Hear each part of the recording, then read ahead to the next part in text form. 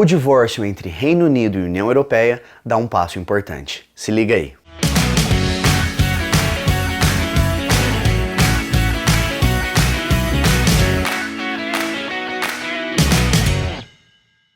Na semana passada, no dia 9 de janeiro, a House of Commons, que é a Câmara Baixa do Reino Unido, aí a gente explica um pouquinho. O Reino Unido ele é uma monarquia, mas uma monarquia constitucional onde a rainha representa um papel muito mais simbólico do que político. Quem realmente toca o país é o primeiro-ministro. E aí a estrutura de um primeiro-ministro é diferente da estrutura que um presidente tem, porque no presidente existe uma separação muito clara entre o executivo, o legislativo e também tem o judiciário. Agora, no parlamentarismo, onde tem o primeiro-ministro, que é a ala executiva, que toca o dia a dia do país, ele faz parte do legislativo. E na Inglaterra, o legislativo ele é composto por duas câmaras. A Câmara Baixa, que chama House of Commons, a Câmara dos Comuns, e a House of Lords, a Câmara Alta, que poderia ser a Câmara dos Lordes. Qual que é a diferença? Na Câmara Baixa é onde a população representada pelos membros do parlamento decidem as questões de dia a dia de governo. E depois que isso tem um projeto aprovado na Câmara Baixa, na House of Commons, ele sobe para o House of Lords para ser validado. Se tem algum tipo de modificação, volta para aprovação e aí depois, quando o mesmo texto está aprovado nas duas câmaras, ele vai para o Royal Assent. Royal Assent só que é um termo técnico que a rainha fala, a rainha ou o rei, ela fala, beleza, pode tocar. Então o que aconteceu na semana passada, dia 9 de janeiro? Na Câmara Baixa, na House of Commons, os membros do parlamento aprovaram o acordo de saída do Reino Unido na União Europeia. O que isso quer dizer? Já faz algum tempo, lá em junho de 2016, teve um referendo onde a população do Reino Unido votou para sair da União Europeia. Mais um parêntese que é importante. Por que Reino Unido e não Inglaterra, não Britânia? O Reino Unido ele é composto por 3 entidades, algumas outras menores também, mas majoritariamente 3 entidades. A Inglaterra, a Escócia e a Irlanda do Norte. Claro, também tem o País de Gales, tem a Ilha de Man, tem alguns outros pequenas ilhas ali ao redor do arquipélago britânico que compõem o Reino Unido. Então, politicamente falando, a estrutura política é consolidada no Reino Unido. Existem algumas diferenças, tem um parlamento na Escócia, tem o parlamento do Reino Unido que fica em Londres mesmo, tem um parlamento na Irlanda do Norte, mas as decisões internacionais são tomadas pelo parlamento de Londres, onde atualmente Boris Johnson é o primeiro-ministro. E o que aconteceu para que tivéssemos o Brexit? O Brexit foi uma campanha que já vem crescendo, uma sementinha de uma árvore que demorou 20 anos para brotar. Muito interessante a gente pensar que o Partido Conservador e a ala conservadora do Reino Unido foi quem pediu, ou foi quem apoiou a saída, quem fez campanha, inclusive, para que a população britânica votasse a favor da saída. Só que lá atrás foi também esse mesmo partido, em 1970, era de Margaret Thatcher, que fez essa aproximação maior com a comunidade europeia, o que se tornou a União Europeia. Então é engraçado, porque há 40 anos atrás, os conservadores estavam querendo se unir à Europa.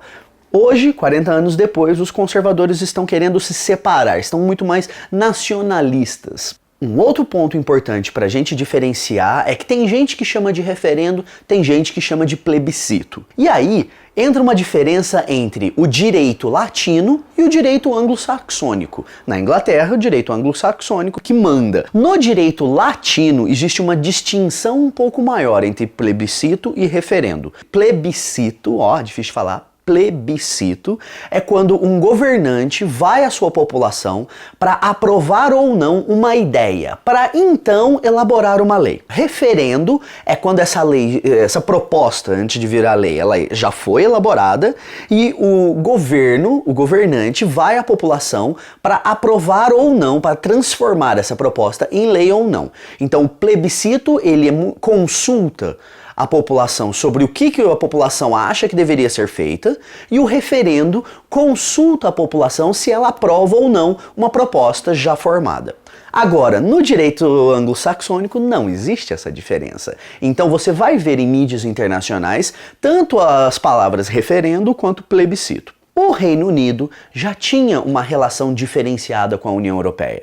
A União Europeia, lembrando que ela é construída passo a passo, tijolinho a tijolinho, começando inicialmente com um acordo de tarifas para a mineração na Europa.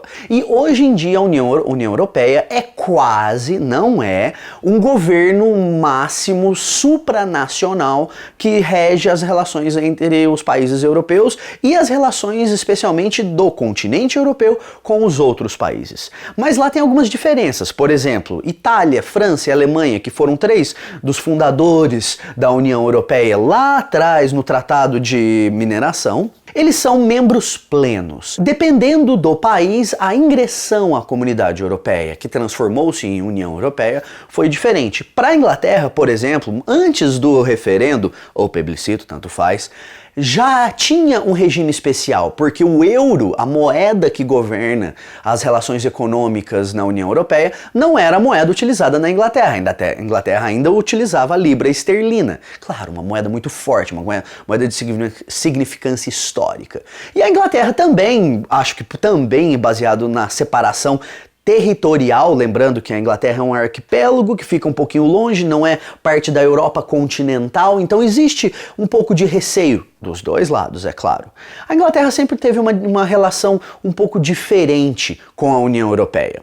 Numa campanha que para o tal do referendo, se os ingleses, se os britânicos quisessem permanecer na União Europeia ou sair da União Europeia, teve uma campanha com muito fake news, muita notícia falsa, muita dissimulação, muito em parte do lado que queria que o Reino Unido se retirasse da União Europeia. E aí depois aconteceu um tipo de ressaca, depois que o referendo passou, e ele passou em junho de 2016 por uma margem muito pequena, 51,9% das pessoas, dos britânicos, os eleitores britânicos, votaram para sair da União Europeia.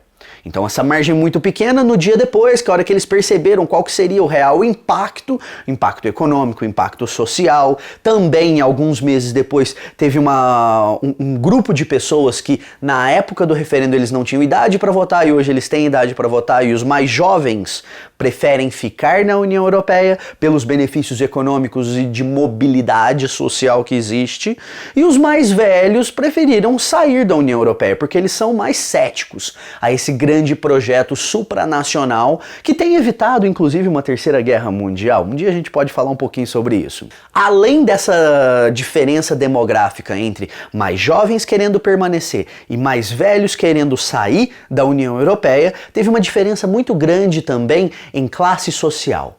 A campanha, nos lugares da Inglaterra, onde são as classes mais baixas, eu sei que você está falando no Brasil, gente, mas não tem pobre na Inglaterra. Tem sim. Não é pobre igual pobre aqui no Brasil, mas tem pobre também, e eles passam grandes dificuldades, inclusive por causa de invernos dolorosos que a Inglaterra tem, que nós não temos aqui no Brasil. Assunto para um outro vídeo qualquer dia desses. As classes com um nível de educação mais baixo e rendas mais baixas votaram para sair da União Europeia. A gente vai explicar por que isso também. E as classes mais urbanas, mais metropolitanas e coincidentemente ou não, também com níveis de educação mais altas, votaram para permanecer na União Europeia. Desde então, o que precisava acontecer? Precisava acontecer essa negociação, porque um acordo que estabelecia a entrada do Reino Unido na União Europeia era como se fosse um casamento. Então, a partir do momento que uma das partes não quer permanecer casada, precisa do quê? De um divórcio, é claro. Só que os termos do divórcio não estavam escritos na época do casamento. É sempre assim, não é? E aí o que acontece? Agora precisa ter uma negociação. E essa negociação, nos primeiros momentos, ela é uma negociação mais amigável entre o Parlamento Europeu e o Parlamento Britânico na função do primeiro-ministro. Inclusive eles criaram uma secretaria especial para o Brexit, que ficou conhecido como essa saída, Britain Exit, Brexit. Mas oficialmente falando, a então primeira-ministra Theresa May, que inclusive virou primeira-ministra alguns dias após o referendo, porque o primeiro-ministro do conservador David Cameron, quando a população aprovou o Brexit, ele falou assim, opa, tô fora. Muito legal, né? O cara ajuda a fazer campanha para sair e depois ele tira o dele da reta. Theresa May assumiu. Theresa May não era vista como uma política muito boa em termos da sua capacidade de negociar. E ela começa esse processo de negociação, não com uma ampla maioria no parlamento britânico, com uma maioria simples no começo, depois ela perde inclusive essa maioria no parlamento britânico, mas em um certo ponto dessa história, ela invoca, como se estivesse invocando superpoderes, o artigo 50 do Tratado de Lisboa. É o artigo que define como que a União Europeia e os Estados-membros, independente do nível de membro, se ele é um membro pleno, como Itália, França e Alemanha, ou se ele é um membro mais associado, como o Reino Unido era. Como que deve acontecer esse divórcio? O Estado-membro que quer sair invoca esse artigo 50 e a partir de então tem um prazo de 2 anos para se negociarem.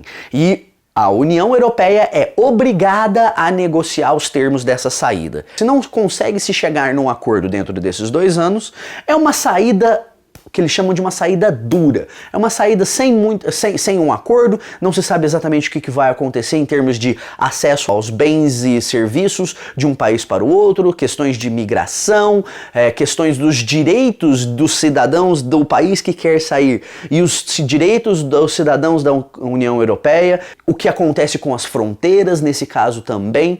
Mas Theresa May, achando que ela conseguiria pressionar o parlamento britânico para aprovar um acordo que ela desenhou e também pressionar a União Europeia, invocou o artigo 50 e determinou que em março de 2019 venceria o prazo de 2 anos para a saída. E aí negociações vão, negociações vêm, negociações vão, negociações vêm. O acordo não é ratificado pelo parlamento britânico. Então, o que acontece? Eles pedem uma extensão desse prazo. Por fim, Theresa May percebeu que não tinha o apoio político necessário para conseguir negociar e garantir a saída, garantir o divórcio entre Reino Unido e União Europeia. E Theresa May sai do cargo de primeira-ministra, entra quem? Boris Johnson. Boris Johnson é mais ou menos o Trump do Reino Unido. Ele é um cara polêmico, ele fala umas asneiras e ele tem uma maneira curiosa de governar, vamos dizer assim. Boris Johnson entra e, no frigir dos ovos, existe uma outra eleição. E nessa eleição, a oposição britânica faz um péssimo trabalho na liderança de Jeremy Corbyn e os conservadores conseguem uma ampla maioria. Boris Johnson volta ao cargo de primeiro-ministro, dessa vez fortalecido, e aí sim ele consegue com que o parlamento britânico aprove o acordo de saída da União Europeia. Esse acordo de saída da União Europeia é o divórcio final? É claro que não. Esse acordo de saída da União Europeia, ele estabelece alguns pontos. Primeiro, ele estabelece quais serão os direitos dos cidadãos da União Europeia no Reino Unido e ele estabelece quais serão os direitos dos cidadãos britânicos na União Europeia. Porque tem muito inglês que trabalha na Alemanha, tem muito alemão que trabalha na Inglaterra. O que acontece? Eles ficam ilegais no país? A segunda parte que estabelece é quem que vai pagar para quem. Então, o Reino Unido falou, eu quero sair, o Reino Unido tem que pagar um tipo de uma multa rescisória do contrato de casamento com a União Europeia. Esse acordo estabelece um período de transição. Isso quer dizer que, se em 11 meses não tiver negociado os termos finais do divórcio, é uma saída, uma ruptura bruta. E o quarto, e esse ponto é muito importante, é o que irá acontecer entre a fronteira de Irlanda do Norte e Irlanda. Lembrando que a República da Irlanda, a Irlanda, ela é um país independente, membro da União Europeia. E a Irlanda do Norte é um território que faz parte do Reino Unido. E essa fronteira passou por muitas guerras, essa fronteira tem uma história muito trágica, de muita gente que morreu, inclusive. Se eles voltassem com uma fronteira ali, tivesse controle de entrada e saída e todas essas coisas, iriam potencializar a volta desse conflito. Então, uma das coisas que o acordo de saída estabelece é que não irá haver uma fronteira com esse tipo de controle entre Irlanda e Irlanda do Norte. Quais são os próximos passos do Brexit? O acordo que passou na Câmara Baixa, na House of Commons, ele vai para a House of Lords, para a Câmara Alta, que desempenha uma função quase que um Senado, uma função muito mais ampla em termos políticos. Se tiver algum tipo de modificação, volta então para uma segunda aprovação. Se não tiver, vai para o carimbo da rainha e aí tá valendo o acordo de saída. Quais são os possíveis impactos desse Brexit? Primeiro, é quase que reconhecido na comunidade internacional que a economia inglesa, a economia britânica vai ter um impacto negativo, porque ela vai deixar de ter um acesso tão fácil a bens e serviços. A questão de imigração também ainda não está 100% definida, mas pensa-se que vai ter um controle um pouco maior. E por último, e esse importante, é que pensa-se também que a Inglaterra vai perder um pouco do poder relativo, poder político que ela tem, porque ela não mais vai pertencer a um grande bloco político. Essa foi uma pequena explicação do que está acontecendo com o Brexit e quais serão os próximos passos. Lembrando que a gente sempre encoraja você a ir procurar outras fontes, inclusive fontes em inglês produzidas na Inglaterra, para você entender, e também fontes produzidas na comunidade europeia, para você entender um pouco melhor as nuances, os mínimos desses detalhes. Agora é hora de você ir lá, deixar aquele like, se inscrever, ativar o sininho, que no próximo vídeo você pega ele em primeira mão. Grande abraço!